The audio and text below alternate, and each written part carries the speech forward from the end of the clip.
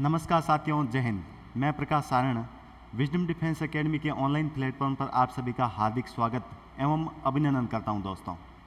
दोस्तों आज से हम एक नई सीरीज़ यानी कि एक नई श्रृंखला शुरू करने जा रहे हैं, भारतीय जीके की यानी कि भारतीय सामान्य ज्ञान की प्रश्नोत्तरी की श्रृंखला, है ना। जैसे हम 10 दिन पॉलिटिकल साइंस यानी कि राजनीति विज्ञान, भारतीय संविधान पर चर्चा करेंगे, 10 दिन इतिहास, भूगोल, अर्थव्यवस्था या फिर स्टैटिक जीके, कोई सा भी सब्जेक्ट हो सकता है। जैसे अभी हम शुरुआती 10 दिन में तो केवल भारतीय राज्य व्यवस्था यानी कि भारतीय संविधान पर चर्चा करेंगे। रोज़ हम क्वेश्चन लेके आएंगे इसी समय, ठीक है। फिर हम उनको हल करेंगे, उनका सॉल्यूशन देखेंगे, एक एक ऑप्शन का पोस्टमार्टम करेंगे। क्या करेंगे? पोस्टमार्टम करेंगे। क्वेश्चन तो मैं 25 लेके आया हूँ, पर व्याख्या देखेंगे, उसका सॉल्यूशन देखेंगे तो 25 का 150 क्वेश्चन हो जाएंगे। 150 नहीं, 200, 4 ऑप्शन है तो 200 हो जाएंगे। तो 200 अगर क्वेश्चन हम एक क्लास में देख रहे हैं तो ये नामुमकिन नहीं है, मुमकिन है ना। 2 क्वेश्चन आ सकते हैं। कोई सा भी एग्जाम हो आपके लिए महत्वपूर्ण है, एसएससी जीडी हो, आरपीएफ हो, या फिर आर्मी से रिलेटेड कोई एग्जाम हो, दिल्ली पुलिस, या फिर राजस्थान से रिलेटेड कोई भी एग्जाम हो, ठीक है। तो एक एक करके हम प्रश्न लेते हैं, उत्तर देने का प्रयास करना। पहला प्रश्न है, भारत की संविधान सभा किसके कहने पर बनाई गई? भारतीय संविधान सभा है वो किसके कहने पर बनाई गई? ऑप्शन 1 वेवेल प्लान यानी कि वेवेल योजना, ऑप्शन 2 क्रिप्स मिशन, ऑप्शन 3 अगस्त प्रस्ताव, ऑप्शन 4 कैबिनेट मिशन। एक बार उत्तर देने का प्रयास करें। भारत की संविधान सभा किसके कहने पर बनाई गई? वेवेल योजना, क्रिप्स मिशन, अगस्त प्रस्ताव या फिर कैबिनेट मिशन। एक बार उत्तर देने का प्रयास करें। देखिए, भारतीय संविधान सभा है वो कैबिनेट मिशन के कहने पर बनाई गई। कैबिनेट मिशन 1946 में भारत आया, 1946 में भारत आया।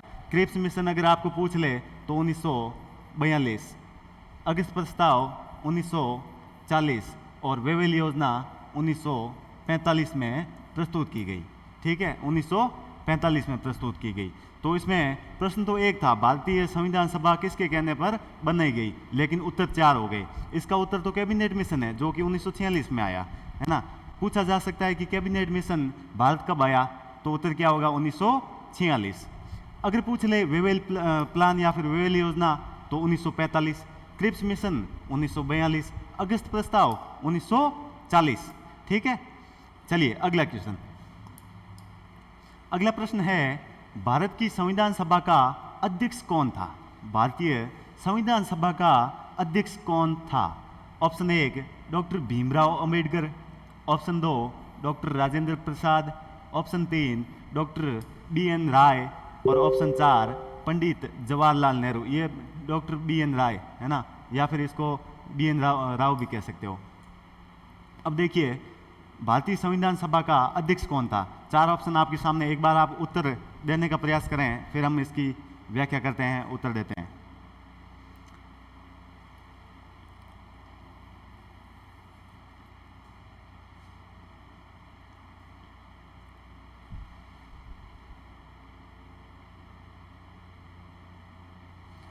देखिए, भारत की संविधान सभा के अध्यक्ष कौन थे या कौन था, तो देखिए इसका सही उत्तर है संविधान सभा के अध्यक्ष डॉक्टर राजेंद्र प्रसाद। इसका सही उत्तर ऑप्शन नंबर बी है। अब देखते हैं, डॉक्टर राजेंद्र प्रसाद को संविधान सभा का अध्यक्ष कब बनाया गया? सबसे पहले 9 दिसंबर 1946 को संविधान सभा की पहली बैठक हुई। संविधान सभा की पहली बैठक, संविधान सभा की क्या हुई? पहली बैठक, पहली बैठक। इसमें वरिष्ठतम सदस्य सच्चिदानंद सिन्हा को अस्थायी रूप से अध्यक्ष घोषित किया गया। किसको? सच्चिदानंद सिन्हा को, सच्चिदानंद सिन्हा को बनाया गया, ठीक है। फिर दूसरी बैठक कब हुई? 11 दिसंबर 1946 को, 11 दिसंबर 1946 को। इसमें स्थायी अध्यक्ष कौन बने? डॉक्टर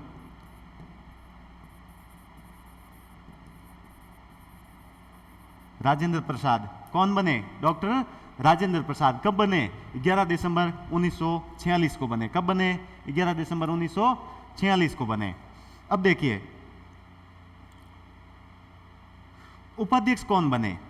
अब अगर आप पूछ ले भारतीय संविधान सभा का अध्यक्ष कौन था, ये तो अध्यक्ष है, पर पूछ ले कि उपाध्यक्ष किसको बनाया गया? उपाध्यक्ष बनाया गया था 11 दिसंबर 1946 को ही बनाया था। किसको? एच.सी. मुखर्जी को। किसको? उपाध्यक्ष कौन थे? एच.सी. मुखर्जी। एच.सी. मुखर्जी को बनाया गया। अब देखिए प्रश्न क्या था, भारतीय संविधान सभा का अध्यक्ष कौन था? तो अध्यक्ष कौन है? डॉक्टर राजेंद्र प्रसाद। ठीक है। 9 दिसंबर 1946 को संविधान सभा की पहली बैठक हुई जिसमें सच्चिदानंद सिन्हा को अस्थायी अध्यक्ष घोषित किया गया।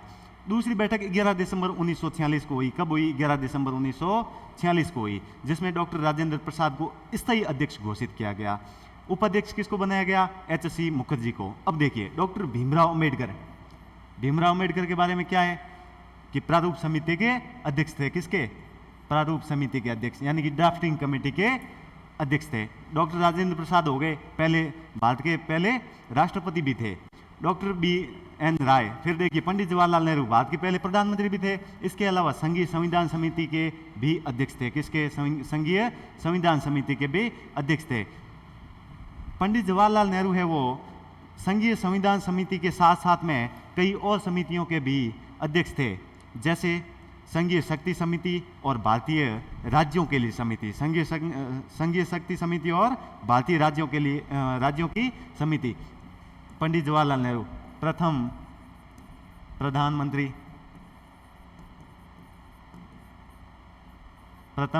प्रधानमंत्री, अध्यक्ष किसके थे?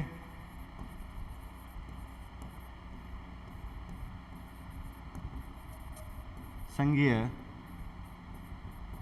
शक्ति समिति, भारतीय राज्यों के लिए समिति,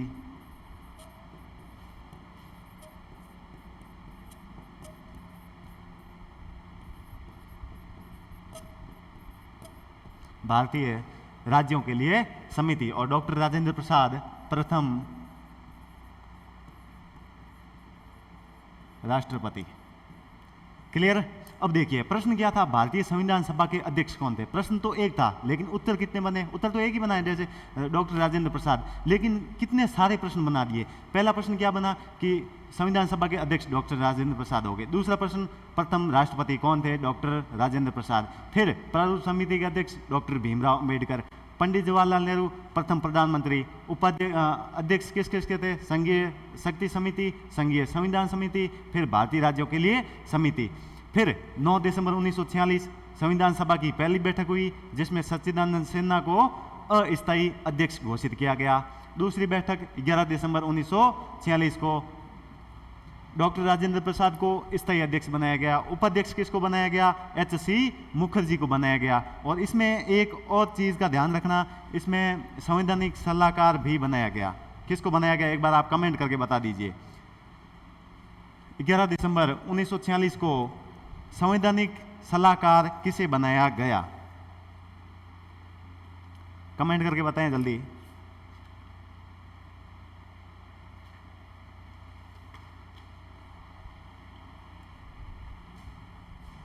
संवैधानिक सलाहकार किसे बनाया गया?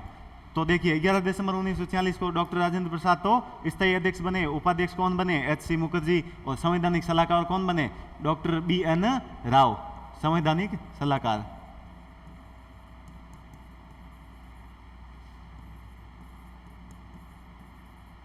अब देखिए प्रश्न तो एक था लेकिन यहां पर 20 प्रश्न बन गए नए, है ना। चलिए अगला प्रश्न। अगला प्रश्न, संविधान के अंतर्गत भारतीय लोकतंत्र के आदर्शों को हम कहां देख सकते हैं? संविधान के अंतर्गत भारतीय लोकतंत्र के आदर्शों को हम कहां देख सकते हैं? ऑप्शन ए प्रस्तावना, ऑप्शन बी भाग 3, ऑप्शन सी भाग 4 और ऑप्शन डी भाग 1। जल्दी जल्दी उत्तर देने का प्रयास करें। संविधान के अंतर्गत भारतीय लोकतंत्र के आदर्शों को हम कहां देख सकते हैं?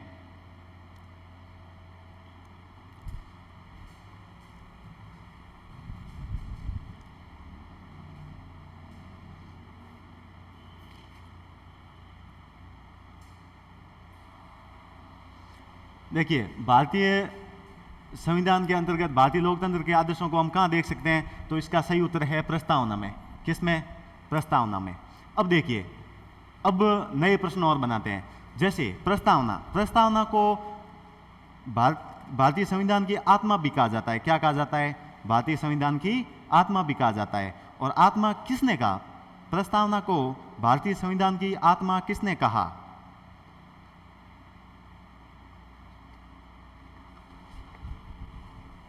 भारतीय संविधान की आत्मा किसने कहा? तो इसका सही उत्तर है पंडित ठाकुर दास भार्गव। भारतीय संविधान की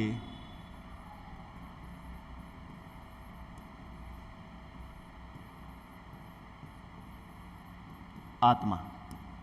क्लियर? प्रश्न क्या बना? संविधान के अंतर्गत भारतीय लोकतंत्र के आदर्शों को हम कहां देख सकते हैं? तो प्रस्तावना में देख सकते हैं। प्रस्तावना से रिलेटेड और नए क्वेश्चन क्या बन सकते हैं कि प्रस्तावना को भारतीय संविधान की आत्मा कहा जाता है। क्या कहा जाता है? भारतीय संविधान की आत्मा कहा जाता है। और आत्मा कहा तो कहा किसने? भारतीय संविधान की आत्मा किसने कहा? तो पंडित ठाकुर दास भार्गव ने कहा। अब देखिए, भाग 3, भाग 4 और भाग 1। भाग 3, भाग 4 और भाग 1, इनमें क्या है? देखिए, भाग 3 में क्या है? भारतीय संविधान के भाग 3 में मौलिक अधिकारों का उल्लेख किया गया है। किसका उल्लेख किया गया है? मूल अधिकार, यानी कि मौलिक अधिकारों का उल्लेख किया गया है। मौलिक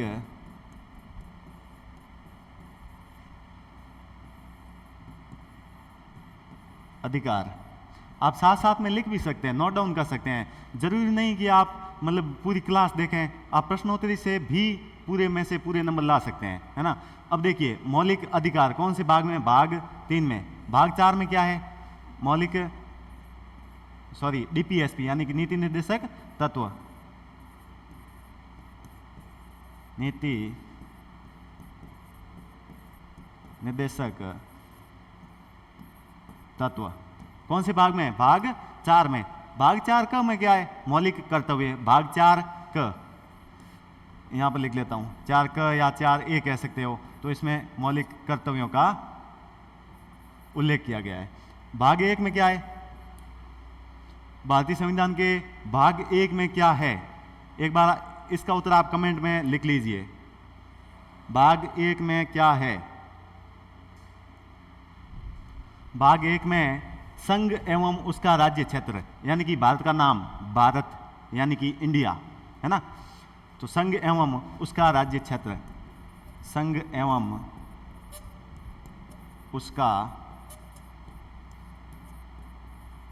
राज्य क्षेत्र कौन से भाग में? भाग 1 में। कौन से भाग में? भाग 1 में। फिर भाग 2, भाग 2 में क्या है? नागरिकता। साथ में लिख सकते हैं भाग 2 में। 2 में क्या है? नागरिकता। नागरिकता। अब देखिए, प्रस्तावना में एक बार संशोधन भी हो सकता है, यानी कि केवल और केवल एक बार संशोधन हुआ है। प्रस्तावना में कितनी बार संशोधन हुआ है? एक बार। कब हुआ? 1976 में। कब हुआ? 1976 में। कौन सा संशोधन? 42वां संशोधन, जिसमें 3 नए शब्द जोड़े गए। कौन से? समाजवादी, पंथ निरपेक्ष और अखंडता। समाजवादी, पंथ निरपेक्ष और अखंडता। संशोधन कब हुआ? यहां पर लिख लेता हूं। संशोधन किसमें? प्रस्तावना में। संशोधन 42वां। कौन सा? 42वां। कब हुआ? 1976 में। 3 नए शब्द जोड़े गए। कौन कौन से? 3 नए शब्द जोड़े गए। प्रस्तावना में केवल एक ही बार संशोधन हुआ है। कब हुआ है? 42वां संविधान संशोधन 1976। 3 नए शब्द जोड़े गए। कौन कौन से जोड़े गए? समाजवादी, पंथ निरपेक्ष और अखंडता। कौन कौन से? समाजवादी, पंथ निरपेक्ष और अखंडता। लिख लेता हूं, समाजवादी, पंथ निरपेक्ष और अखंडता। क्वेश्चन कितने बन गए? प्रश्न तो एक था, लेकिन यहां पर 15 से 16 क्वेश्चन बन गए नए। ठीक है, अगला क्वेश्चन। अगला प्रश्न, अब तक भारत के संविधान की उद्देशिका में कितनी बार संशोधन किया जा चुका है? उद्देशिका का मतलब होता है प्रस्तावना। उद्देशिका का मतलब प्रस्तावना, यानी कि दूसरा नाम है उद्देशिका, जिसे भारतीय संविधान की आत्मा भी कहा जाता है। आत्मा किसने कहा?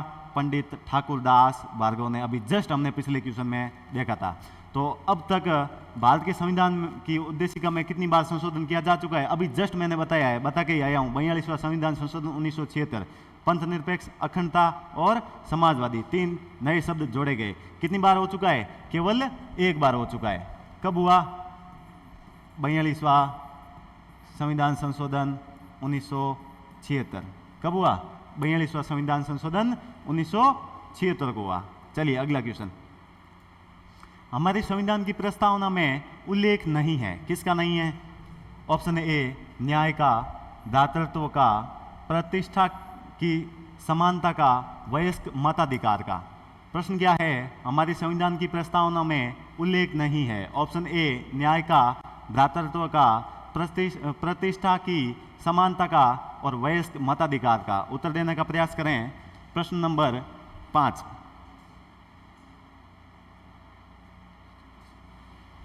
देखिए, भारतीय संविधान की प्रस्तावना में न्याय का उल्लेख है, भ्रातृत्व का है, प्रतिष्ठा की समानता का भी है, लेकिन वयस्क मताधिकार का नहीं है। तो वयस्क मताधिकार का उल्लेख प्रस्तावना में नहीं है, तो कहाँ है? तो आर्टिकल 326 में, अनुच्छेद 326 किसका उल्लेख है? वयस्क मताधिकार का। शुरुआत में तो क्या उल्लेख किया गया कि 21 वर्ष का व्यक्ति ही वोट दे सकता है, लेकिन वर्तमान में 18 वर्ष पूर्ण कर चुका व्यक्ति वोट दे सकता है, यानी कि मताधिकार का अधिकार है। अब देखिए अगला क्वेश्चन, भारतीय संविधान के अनुच्छेद 1 में यह घोषणा की गई है कि इंडिया अर्थात भारत ... है। प्रश्न समझे? भारतीय संविधान के अनुच्छेद 1 में यह घोषणा की गई है कि इंडिया अर्थात भारत ... है। मतलब भारत क्या है? अनुच्छेद 1 में क्या बताया गया है? राज्यों का संघ है, एकात्मक विशिष्टताओं वाला संघीय राज्य है, संघीय विशेषताओं वाला संघीय राज्य है, या फिर संघीय राज्य। 4 ऑप्शन आपके सामने है, जल्दी जल्दी उत्तर देने का प्रयास करें। प्रश्न नंबर 6,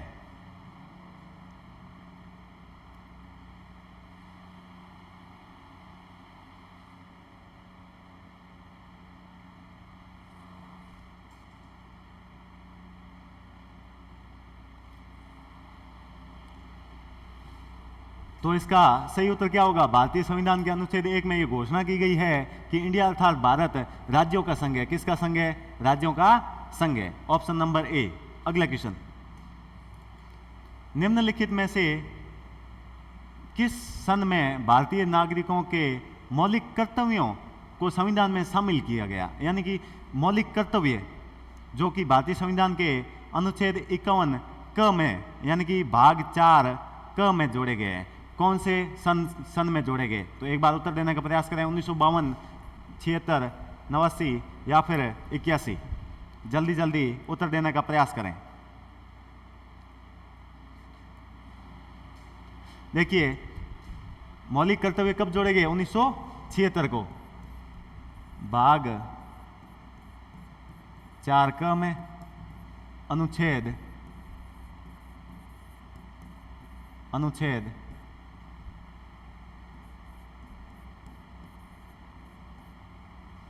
51 क में जोड़े गए। किस में?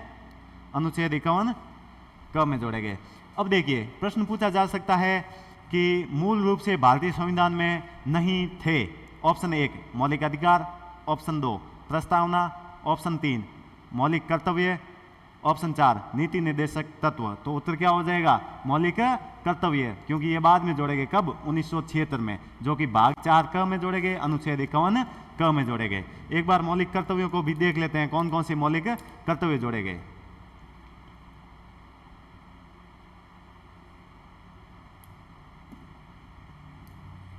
अब देखिए, भारतीय संविधान में कौन कौन से मौलिक कर्तव्य जोड़े गए, एक बार देख लेते हैं। देखिए, पहला क्या है? संविधान का पालन करें और उसके आदर्शों, संस्थाओं, राष्ट्रध्वज और राष्ट्रगान का आदर करें। इसका क्रम भी पूछा जा सकता है कि 4 दिए दिए उल्टे सुल्टे, फिर पूछ लिया कि सही क्रम है ना। दूसरा क्या है, स्वतंत्रता के लिए हमारे राष्ट्रीय आंदोलनों को प्रेरित करने वाले उच्च आदर्शों को हृदय में संजोए रखें और उनका पालन करें। क्या करें? उनका पालन करें। तीसरा क्या है, भारत की प्रभुता, एकता और अखंडता की रक्षा करें और उसे अक्षुण्ण रखें। चौथा, देश की रक्षा करें और आह्वान किए जाने पर राष्ट्र की सेवा करें। क्या करें? सेवा करें। पांचवा क्या है, भारत के सभी लोगों में समरसता और समान भ्रातृत्व की भावना का निर्माण करें, जो धर्म, भाषा और प्रदेश या वर्ग पर आधारित सभी भेदभाव से परे हो। ऐसी प्रथाओं का त्याग करें जो स्त्रियों के सम्मान के विरुद्ध हो। छठा क्या है, हमारी सामाजिक संस्कृति की गौरवशाली परंपरा का महत्व समझें और उसका परिरक्षण करें। क्या करना है? यहाँ पर परिरक्षण करना है। सातवां क्या है, प्राकृतिक पर्यावरण की जिसके अंतर्गत क्या है, वन, झील, नदी और वन्य जीव है, रक्षा करें और उसका संवर्धन करें तथा प्राणी मात्र के प्रति दया भाव रखें। क्या रखें? दया भाव रखें। मौलिक कर्तव्य नंबर 8 कौन सा है, वैज्ञानिक दृष्टिकोण, मानववाद और ज्ञानार्जन तथा सुधार की भावना का विकास करें। 9 नंबर, सार्वजनिक संपत्ति को सुरक्षित रखें और हिंसा से दूर रहें।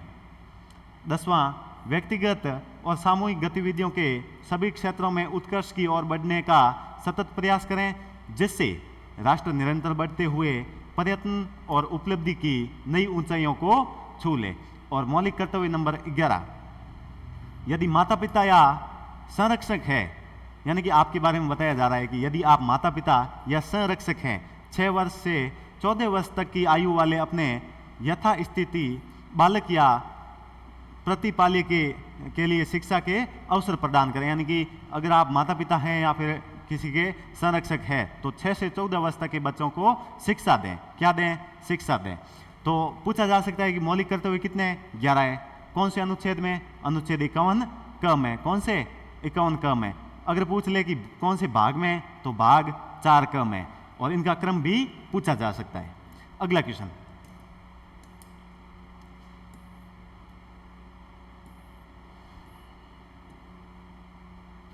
अगला प्रश्न, भारतीय संविधान लागू हुआ। बिल्कुल आसान प्रश्न है और पूछा जाने वाला प्रश्न है। आर्मी के एग्जाम में तो कई बार पूछा जा सकता है। पहला ऑप्शन 26 जनवरी 1950 को, 26 जनवरी 1952 को, 15 अगस्त 1948 को, 26 नवंबर 1949 को। भारतीय संविधान लागू कब हुआ? जल्दी जल्दी उत्तर देने का प्रयास करें। प्रश्न नंबर 8, प्रश्न नंबर 8, भारतीय संविधान कब लागू हुआ? तो भारतीय संविधान 26 जनवरी 1950 को लागू हुआ। तो पारित कब हुआ? 26 नवंबर 1949 को पारित हुआ। कब क्या हुआ? पारित। और यहां पर हुआ लागू। ठीक है, भारतीय संविधान लागू कब हुआ? 26 जनवरी 1949 को। अगर पूछ ले कि पारित कब हुआ, तो 26 नवंबर 1949 को लागू हुआ, सॉरी पारित हुआ। अगला प्रश्न, भारतीय संविधान अपनाया गया था। अब सेम प्रश्न है, कंफ्यूजन वाला प्रश्न है।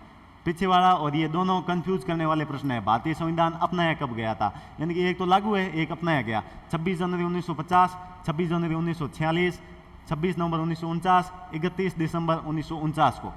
जल्दी जल्दी उत्तर देने का प्रयास करें। प्रश्न नंबर 9,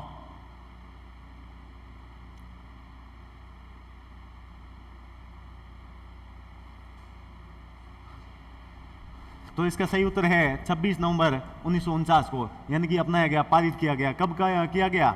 26 नवंबर 1949 को। इस समय 284 सदस्यों ने हस्ताक्षर किए थे।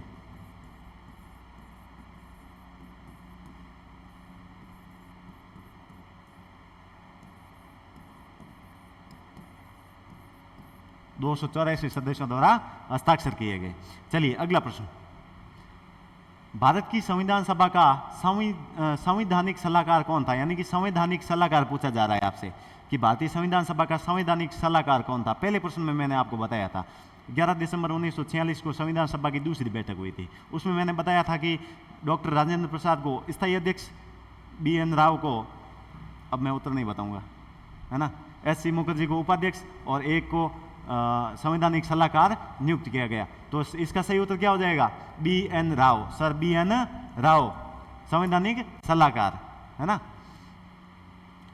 देखिए डॉक्टर राजेंद्र प्रसाद, जान लिया, पहले भारत के पहले राष्ट्रपति थे, साथ ही साथ संविधान सभा के अध्यक्ष थे। भीमराव अंबेडकर प्रारूप समिति के अध्यक्ष थे। ठीक है, चलिए अगला प्रश्न।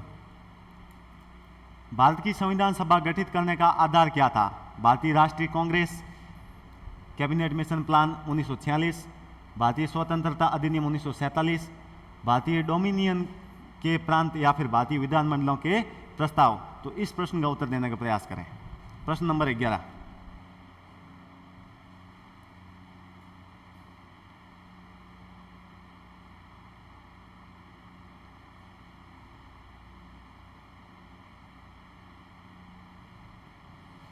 देखिए भारतीय संविधान सभा गठित करने का आधार क्या था?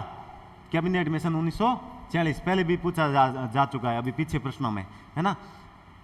अब देखिए भारतीय राष्ट्रीय कांग्रेस, प्रश्न बन सकता है कि स्थापना कब हुई? 1885। किसके द्वारा? A.O.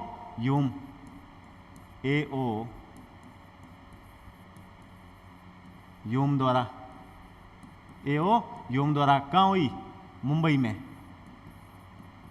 मुंबई में कहाँ हुई? वो मुंबई में। और इसके पहले अध्यक्ष पूछे जा सकते हैं। भारतीय संविधान सभा गठित करने का आधार, सॉरी, इसमें राष्ट्रीय कांग्रेस के पहले अध्यक्ष कौन थे? भारतीय राष्ट्रीय कांग्रेस के पहले अध्यक्ष कौन थे? स्थापना तो 1885 A.O. ह्यूम द्वारा। पहले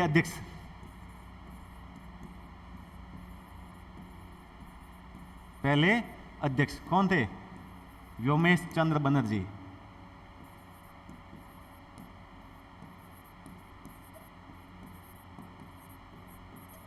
व्योमेश चंद्र बनर्जी को बनाया गया पहला अध्यक्ष। फिर है भारतीय स्वतंत्रता अधिनियम 1947। इसके बारे में आप क्या जानते हैं? भारतीय स्वतंत्रता अधिनियम 1947।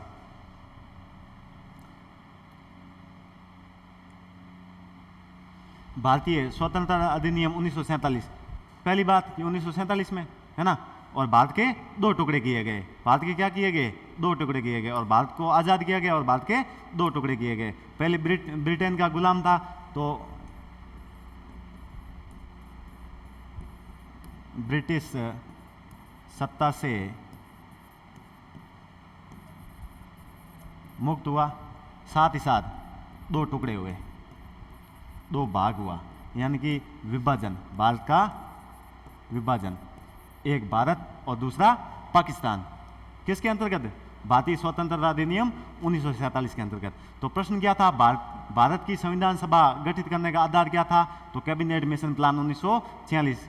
फिर राष्ट्रीय कांग्रेस ऑप्शन में है, इसलिए इसका पोस्टमार्टम कर देते हैं। 1885 में A.O. ह्यूम द्वारा स्थापित की गई। कहाँ पर की गई? मुंबई में। फिर पहले अध्यक्ष कौन थे? व्योमेश चंद्र बनर्जी। भारतीय स्वतंत्रता अधिनियम 1947, ब्रिटिश सत्ता से भारत को मुक्त किया गया और भारत के दो टुकड़े हुए, यानी कि भारत का विभाजन हुआ। अगला प्रश्न, भारतीय संविधान की रचना में निम्नलिखित में से किसने सर्वाधिक गंभीर प्रभाव छोड़ा? वेरी वेरी इंपॉर्टेंट प्रश्न आपको पूछा जा सकता है कि मतलब भारतीय संविधान की रचना में निम्नलिखित में से किसने सर्वाधिक गंभीर प्रभाव छोड़ा? ब्रिटिश संविधान, संयुक्त राज्य अमेरिका का संविधान, आयरलैंड का संविधान, या भारत सरकार अधिनियम 1935? जल्दी जल्दी इस प्रश्न का उत्तर देने का प्रयास करें।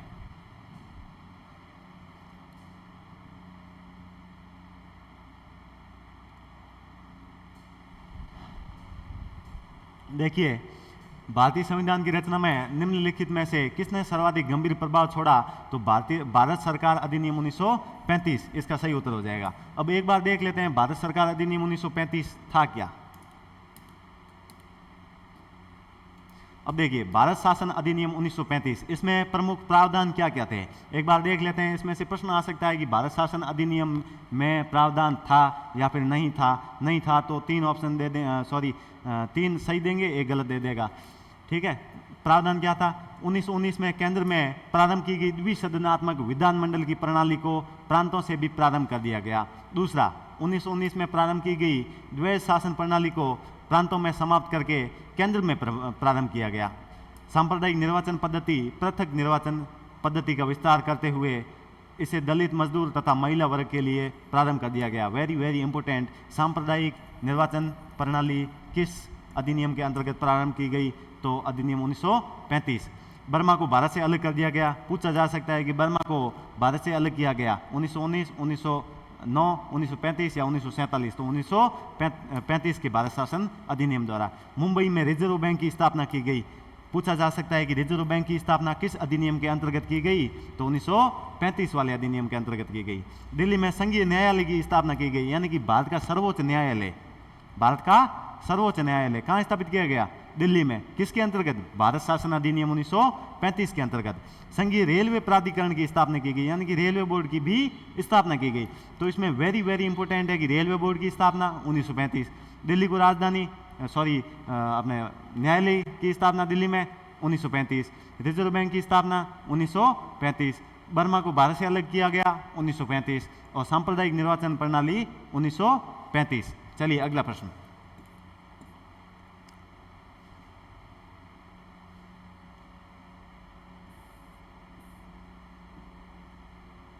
अगला प्रश्न, भारतीय संविधान सभा की संघीय शक्ति समिति के अध्यक्ष कौन थे? वेरी वेरी इंपॉर्टेंट प्रश्न। समितियां एक बार रट लेना, एक प्रश्न पक्का है समितियों से। भारतीय संविधान सभा की संघीय शक्ति समिति के अध्यक्ष कौन थे? मैंने लिखवाया भी था, पहले प्रश्न में शायद मैंने लिखवाया था इसका उत्तर। जल्दी जल्दी उत्तर देने का प्रयास करें। प्रश्न नंबर 13, संघीय शक्ति समिति के अध्यक्ष। तो इसका सही उत्तर है पंडित जवाहरलाल नेहरू। पंडित जवाहरलाल नेहरू संघीय संविधान समिति,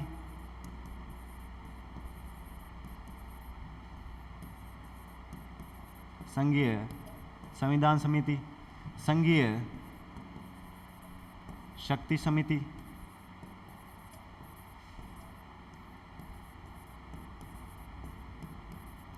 और भारतीय राज्यों के लिए समिति।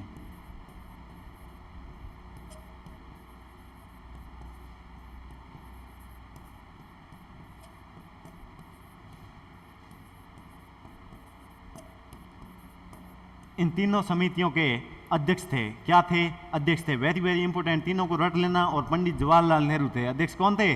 पंडित जवाहरलाल नेहरू थे। अब पहला ऑप्शन है सरदार वल्लभ भाई पटेल। सरदार वल्लभ भाई पटेल भी कई समितियों के अध्यक्ष थे। कौन कौन सी? संघीय संविधान समिति और संघीय शक्ति समिति के अध्यक्ष कौन थे? यानी कि संघ यानी कि केंद्र के कौन थे? जवाहरलाल नेहरू। तो राज्य के कौन थे? यानी कि प्रांतों के कौन थे? सरदार वल्लभ भाई पटेल। तो पहली कौन सी हुई? प्रांतीय संविधान समिति। कौन सी? प्रांतीय संविधान समिति। फिर है मौलिक अधिकार यानी कि मूल अधिकार समिति के अध्यक्ष। पूछा जा सकता है कि मूल अधिकार समिति के अध्यक्ष कौन थे या मौलिक अधिकार समिति के अध्यक्ष कौन थे? तो सरदार वल्लभ भाई पटेल। तो पहली है प्रांतीय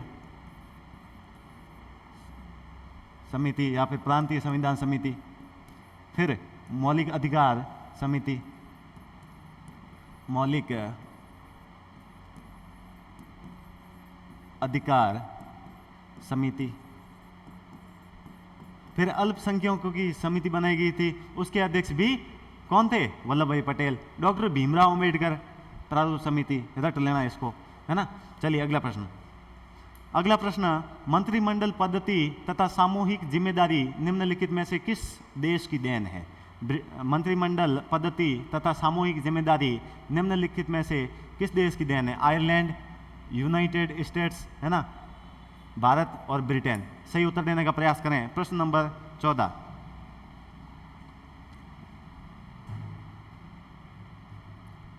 देखिए, मंत्रिमंडल पद्धति तथा सामूहिक जिम्मेदारी निम्नलिखित में से किस देश की देन है? तो ब्रिटेन की देन है। किसकी देन है? ब्रिटेन की देन है। चलिए अगला प्रश्न। भारत में राजनीतिक शक्ति का स्रोत है। भारत में राजनीतिक शक्ति का स्रोत है। वेरी वेरी वेरी इंपॉर्टेंट, इसको कह सकते हो आप प्रश्न को, है ना, पूछा जा सकता है। संविधान, संसद और राज्य विधानसभाएं, हम लोग अर्थात भारत की जनता। प्रश्न नंबर 15 का उत्तर देने का प्रयास करें। प्रश्न क्या है? भारत में राजनीतिक शक्ति का स्रोत है संविधान, संसद और राज्य विधानसभाएं, हम लोग अर्थात भारत की जनता। तो इसका सही उत्तर क्या हो जाएगा? राजनीतिक शक्ति का स्रोत कौन है? हम लोग, यानी कि भारत की जनता। अगला प्रश्न, निम्न में से कौन सा संशोधन अधिनियम मिनी संविधान माना जाता है? कई बार पूछा जा चुका है, चाहे राजस्थान से रिलेटेड कोई एग्जाम हो या एसएससी से रिलेटेड एग्जाम हो। आर्मी में तो पूछो ही मत, मतलब बार बार मेहमान कभी कभी आते हैं, ये तो रोज आ जाता है, यानी कि आर्मी का ऐसा कोई एग्जाम नहीं छूटा जिसमें ये प्रश्न नहीं आया हो। कौन सा संशोधन अधिनियम मिनी संविधान माना जाता है? वेरी वेरी इंपोर्टेंट प्रश्न। 7वां संविधान संशोधन अधिनियम 1956, 24वां 1971, 42वां 1976, 44वां 1978। प्रश्न नंबर 16 का उत्तर देने का प्रयास करें जल्दी जल्दी।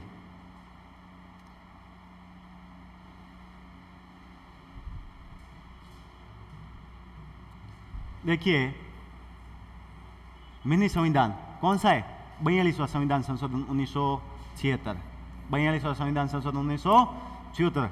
चलिए अगला प्रश्न,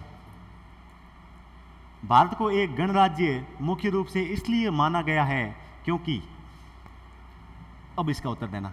भारत को एक गणराज्य मुख्य रूप से इसलिए माना गया है क्योंकि राज्याध्यक्ष का चुनाव होता है, उसे 15 अगस्त 1947 को स्वतंत्रता मिली, उसका अपना लिखित संविधान है, उसकी सरकार संसदीय प्रणाली के अनुसार है। तो प्रश्न नंबर 17 क्या प्रश्न नंबर 17 क्या है? भारत को एक गणराज्य मुख्य रूप से इसलिए माना जाता है क्योंकि, क्या हो जाएगा उत्तर?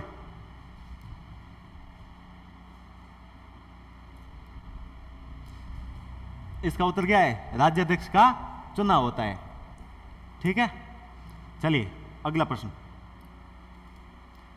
भारतीय गणराज्य में वास्तविक कार्यकारी प्राधिकार निम्नलिखित में से किसके पास होता है? मतलब वास्तविक शक्ति है ना। अब जैसे घर में देखते हैं, जब तक दादाजी बैठे रहते हैं, एक्सपायर नहीं होते हैं, दादाजी बैठे रहते हैं, पापा कितने ही बॉस बन जाए पर मुखिया तो दादा ही है। मुखिया कौन है? दादा ही है। पर दादा है, पर चलती किसकी है ज़्यादा? पापा की चलती है। दादा मुखिया भले ही हो, पर चलती किसकी है? पापा की ज़्यादा चलती है। तो यहाँ पर भारत का प्रथम व्यक्ति कौन है? राष्ट्रपति है। प्रथम तो राष्ट्रपति है, पर यहाँ पर सबसे ज़्यादा चलती किसकी है? यानी कि वास्तविक कार्यकारी प्राधिकार कौन है, किसके पास होता है? तो सही उत्तर क्या है इसका? प्रधानमंत्री। क्या हो जाएगा? प्रधानमंत्री। राष्ट्रपति क्या है? भारत का प्रथम नागरिक, भारत का प्रथम नागरिक। फिर राष्ट्रपति का उल्लेख कौन से अनुच्छेद में किया गया है?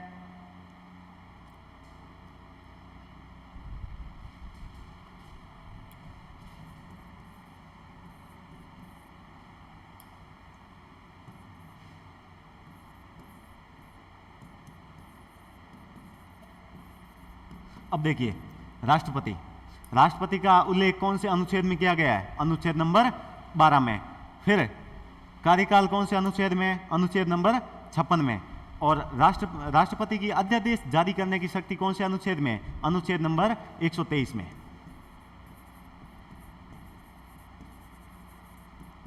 अध्यादेश जारी करने की शक्ति।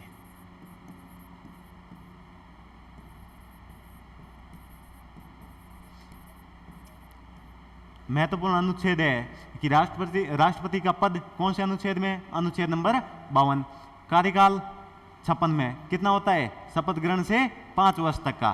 फिर अध्यादेश जारी करने की शक्ति कौन से अनुच्छेद में? अनुच्छेद नंबर 123 में। अध्यादेश होता क्या है?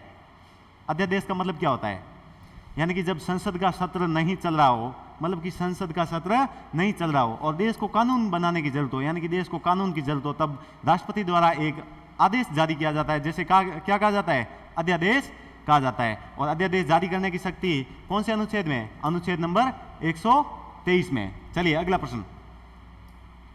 अगला प्रश्न है, भारतीय संविधान की प्रारूपण समिति के अध्यक्ष कौन थे? मतलब प्रारूपण कह सकते हो इसको, प्रारूप समिति है ना। प्रारूप समिति के अध्यक्ष कौन थे? डॉक्टर भीमराव अंबेडकर, पंडित जवाहरलाल नेहरू, डॉक्टर राजेंद्र प्रसाद या फिर जे बी कृपलानी? देखिए प्रश्न क्या है, भारतीय संविधान की प्रारूप समिति के अध्यक्ष कौन थे? तो सही उत्तर क्या हो जाएगा? भीमराव अंबेडकर। जवाहरलाल नेहरू के बारे में 3 बार लिखवा चुका हूँ। संविधान जो संघीय शक्ति समिति है ना, संघीय संविधान समिति है और भारतीय राज्यों के लिए समिति है। डॉक्टर राजेंद्र प्रसाद पहले राष्ट्रपति थे, फिर और क्या थे? संविधान सभा के पहले अध्यक्ष थे। ठीक है, चलिए अगला प्रश्न। भारत में प्रथम आम चुनाव किस वर्ष हुए? भारत में प्रथम आम चुनाव किस वर्ष हुए? वेरी वेरी इंपॉर्टेंट क्वेश्चन, पूछा जा सकता है और पूछा भी हुआ है ना। भारत में प्रथम आम चुनाव किस वर्ष हुए?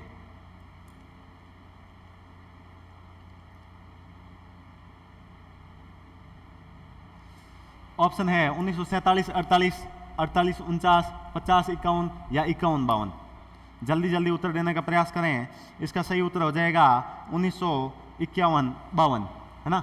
भारत में प्रथम बार आम चुनाव किस वर्ष हुए? यानी कि प्रथम बार लोगों के द्वारा, यानी कि पहले लोगों के द्वारा, सबके द्वारा चुनाव नहीं हुए थे, लेकिन पहली बार आम चुनाव सभी लोगों द्वारा कब हुए थे? 1951, 52 में हुए थे। अगला प्रश्न, भारत में एकल नागरिकता की अवधारणा अपनाई गई है इंग्लैंड से, यूएसए से, कनाडा से या फ्रांस से?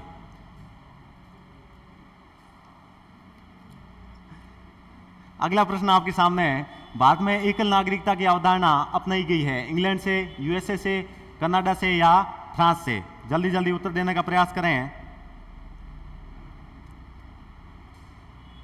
भारत में एकल नागरिकता इंग्लैंड से अपनाई गई है। कहां से? इंग्लैंड से। यूएसए से मौलिक अधिकार हो गए। चलिए अगला प्रश्न, संविधान का कौन सा भाग नागरिकता से संबंधित है? अब मैं आपके सामने लिख लेता हूं, 1, 2, 3, 4, 4 का और यहां पर 5 का भी उल्लेख है ना। अब ये 5 भाग है लगातार, 1, 2, 3, 4, 5, 6 प्रश्न आपके सामने सीधे सीधे बनने वाले हैं। ठीक है, पहला भाग भारत राज्यों का संघ, है ना, भारत का उल्लेख। दूसरे में क्या है? नागरिकता। तीसरे में क्या है? मौलिक अधिकार। चौथे में कर्तव्य, नीति निर्देशक तत्व। 4 क में कर्तव्य। और 5 में क्या है? भाग 5 में क्या है? जल्दी जल्दी उत्तर देने का प्रयास करें।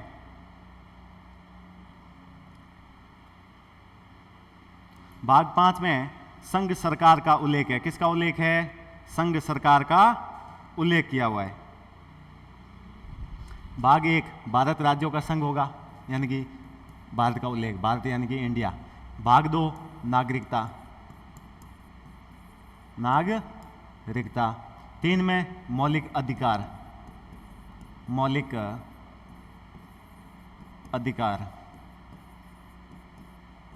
भाग 4 नीति निर्देशक तत्व, डीपीएसपी, नीति निर्देशक तत्व। 4 का मौलिक कर्तव्य, मौलिक कर्तव्य। और भाग 5 संघ सरकार, संघ सरकार। प्रश्न क्या है? संविधान का कौन सा भाग नागरिकता के प्रावधानों से संबंधित है? तो नागरिकता कौन से भाग में हुई? भाग 2 में। तो भाग 3, 4, 5 सबका पोस्टमार्टम हो चुका है। प्रश्न नंबर 22 लिखना चाहें तो लिख सकते हैं, नहीं तो चलते हैं अगले प्रश्न की ओर। चलिए अगला प्रश्न, निम्नलिखित में से यूएसए के संविधान की विशेषता कौन कौन सी है जो हमारे संविधान में, संविधान के निर्माताओं द्वारा ग्रहण की गई थी? ऑप्शन ए न्यायिक समीक्षा, मौलिक अधिकार, उच्चतम न्यायालय के न्यायाधीशों को हटाना या फिर उपयुक्त सभी। यानी कि यूएसए से, संयुक्त राज्य अमेरिका से क्या क्या लिया गया है इनमें से? तो न्यायिक समीक्षा संयुक्त राज्य अमेरिका से ली गई है, मौलिक अधिकार भी लिए गए हैं, उच्चतम न्यायालय के यानी कि सुप्रीम कोर्ट के न्यायालय के मुख्य न्यायाधीश को हटाना या फिर न्यायाधीशों को हटाना भी इससे यूएसए से लिए गए हैं। तो उत्तर क्या हो जाएगा? ऑप्शन नंबर 4 उपरोक्त सभी। अगला प्रश्न, हमारे संविधान में न्यायिक समीक्षा की धारणा किस देश के संविधान से ली गई है? न्यायिक समीक्षा की अवधारणा कौन से देश के संविधान से ली गई है? न्यायिक समीक्षा की अवधारणा कौन से देश के संविधान से ली गई है? जल्दी जल्दी उत्तर देने का प्रयास करें। न्यायिक समीक्षा, न्यायिक समीक्षा कौन से देश से? यूएसए यानी कि संयुक्त राज्य अमेरिका। अगला प्रश्न, विश्व में सबसे बड़ा संविधान किस देश का? वेरी वेरी इंपॉर्टेंट प्रश्न, और पहली क्लास में पढ़ने वाला बच्चा भी इस प्रश्न का उत्तर दे देता है ना, पूछ लेना आप चाहें तो। विश्व का सबसे बड़ा संविधान किस देश का है? भारत का। किस देश का है? भारत का। लिखित, लचीला, कई गुण है, वो हम ऑफलाइन क्लास में पढ़ेंगे। चलिए ये थे आज के प्रश्न। टोटल 25 प्रश्न थे, लेकिन पोस्टमार्टम करते हुए हमने 25 को 150 में कन्वर्ट कर दिया। 150-200 प्रश्न बन गए इनके, है ना। एक बार वापस देख लेते जल्दी जल्दी। भारत में संविधान सभा किसके कहने पर बनाई गई? तो कैबिनेट मिशन कब? 1946। अगस्त प्रस्ताव कब आया? 1940। पूछा जा सकता है। Cripps mission 1942। Wavell plan 1945। अगला प्रश्न, भारत में संविधान सभा का अध्यक्ष कौन? डॉक्टर राजेंद्र प्रसाद, प्रथम राष्ट्रपति भी थे। BN राव को संवैधानिक सलाहकार भी कहा जाता है। भीमराव अम्बेडकर प्रारूप समिति के अध्यक्ष थे और पंडित जवाहरलाल नेहरू पहले प्रधानमंत्री थे। इसके अलावा अध्यक्ष कौन कौन सी समितियों के थे? संघीय शक्ति समिति, संघीय संविधान समिति और भारतीय राज्यों के लिए समिति। फिर 9 दिसंबर 1946 को संविधान सभा की पहली बैठक हुई, जिसमें सच्चिदानंद सिन्हा को अस्थायी अध्यक्ष बनाया गया। दूसरी बैठक 11 दिसंबर 1946 को डॉक्टर राजेंद्र प्रसाद को स्थायी अध्यक्ष बनाया गया। उपाध्यक्ष HC मुखर्जी और संवैधानिक सलाहकार किसको बनाया गया? BN राव को। अगला प्रश्न, संविधान के अंतर्गत भारतीय लोकतंत्र के आदर्शों को हम कहाँ रख सकते हैं? प्रस्तावना में। भाग 3 क्या है? भाग 3 में मौलिक अधिकार, ठीक है। और प्रस्तावना को भारतीय संविधान की आत्मा किसने कहा? पंडित ठाकुर दास भार्गव ने कहा। प्रस्तावना में कितनी बार संशोधन हो चुका है? 1 बार। कौन कौन से शब्द जोड़े गए? समाजवादी, पंथ निरपेक्ष और अखंडता। कौन से संशोधन के अंतर्गत? 42वां संशोधन 1976 के अंतर्गत। भाग 4 में कर्तव्य, संघ एवं उसका राज्य क्षेत्र, कौन से में? भाग 1 में। भाग 2 में क्या है? नागरिकता। अगला प्रश्न, अब तक भारत के संविधान के उद्देशिका में कितनी बार संशोधन हो चुका है? 1 बार हुआ है। अभी जस्ट पिछले प्रश्न में डिस्कशन किया था। हमारे संविधान की प्रस्तावना में उल्लेख नहीं है। किसका नहीं है? इसमें वयस्क मताधिकार का नहीं है, जो कि अनुच्छेद 326 में किया हुआ है ना। मताधिकार का उल्लेख 326 में किया हुआ है। अगला प्रश्न, भारतीय संविधान के अंतर्गत अनुच्छेद 1 में क्या है? भारत राज्यों का संघ होगा। क्या होगा? भारत राज्यों का संघ होगा। अगला प्रश्न, भारत में किस ईस्वी में भारतीय नागरिकों को मौलिक कर्तव्य यानी कि मौलिक कर्तव्य कब जोड़े गए? 1976 में। भाग 4 क में, अनुच्छेद 51 क में जोड़े गए। अगला प्रश्न, भारतीय संविधान लागू कब हुआ? 26 जनवरी 1950 को। लेकिन पारित कब हुआ? 26 नवंबर 1949 को पारित हुआ था। अगला प्रश्न है, भारतीय संविधान अपनाया गया था, कब अपनाया गया? 26 नवंबर 1949 को। उस समय 284 सदस्यों ने क्या किए थे? यहाँ पर हस्ताक्षर किए थे। कितने सदस्यों ने? 284 सदस्यों ने। भारतीय संविधान की संवैधानिक सलाहकार कौन थे? BN राव। अभी बताया था। कब बनाए गए? 11 दिसंबर 1946 को, ठीक है। अध्यक्ष डॉक्टर राजेंद्र प्रसाद थे और संवैधानिक सलाहकार कौन थे? BN राव। HC मुखर्जी उपाध्यक्ष थे। अगला प्रश्न है, भारतीय संविधान सभा गठित करने का आधार क्या था? Cabinet mission 1946। राष्ट्रीय कांग्रेस 1885 में स्थापित हुआ, किसके द्वारा? A.O. ह्यूम द्वारा। कहाँ पर हुआ? मुंबई में। पहले अध्यक्ष व्योमेश चंद्र बनर्जी। भारत शासन अधिनियम 1947 ब्रिटिश सत्ता से मुक्त हुआ। कौन हुआ? भारत। और भारत के 2 टुकड़े हो गए, भारत का विभाजन हो गया। तो पूछा जा सकता है कि भारत का विभाजन कौन से अधिनियम के अंतर्गत हुआ? तो भारत शासन अधिनियम 1947 के अंतर्गत हुआ था।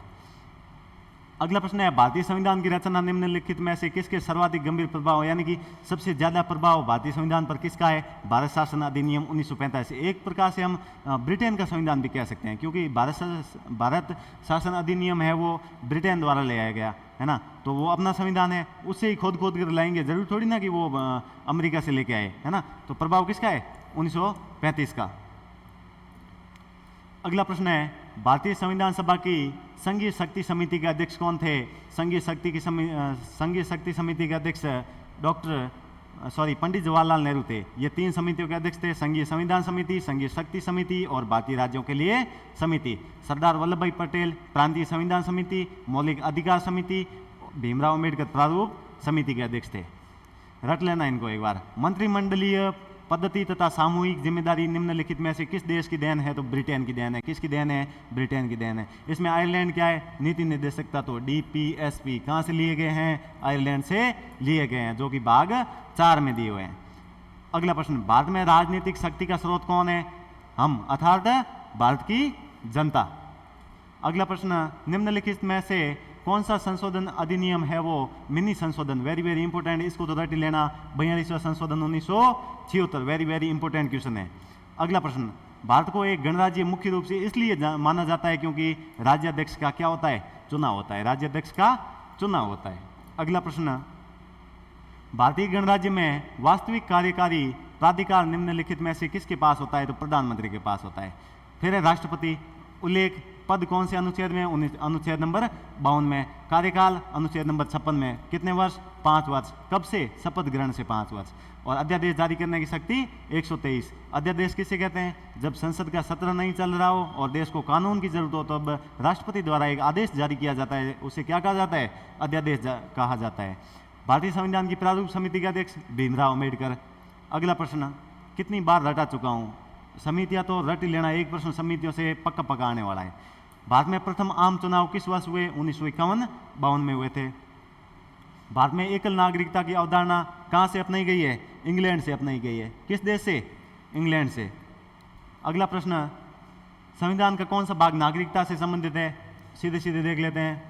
भाग 1 संघ है, उसका राज्य क्षेत्र है यानी कि भारत का उल्लेख है। 2 में नागरिकता, 3 में मौलिक अधिकार, 4 में DPSP यानी कि नीति निर्देशक तत्व, 4 क में मौलिक कर्तव्य और 5 में क्या है? संघ सरकार, जिसके अंतर्गत राष्ट्रपति है, संसद है, राज्यसभा लोकसभा हो गई, प्रधानमंत्री, उपराष्ट्रपति, इन सब का उल्लेख किया हुआ है, मंत्रिमंडल भी है। निम्नलिखित में से USA के संविधान की विशेषता यानी कि USA से क्या क्या लिया गया है? न्यायिक समीक्षा, मौलिक अधिकार और उच्च न्यायालय के या फिर उच्चतम न्यायालय के न्यायाधीशों को हटाने की प्रक्रिया। हमारे संविधान में न्यायिक समीक्षा की अवधारणा USA से ली गई है।